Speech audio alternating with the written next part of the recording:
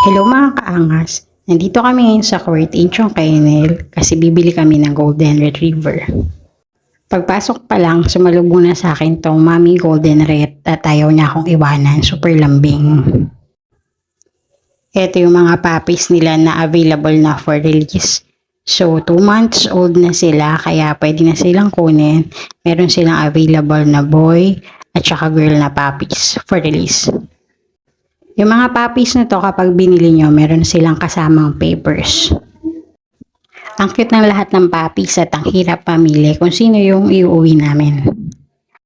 Meron din silang bagong panganak na puppies, 9 sila at 3 weeks old pa lang sila so hindi pa sila pwedeng i-release.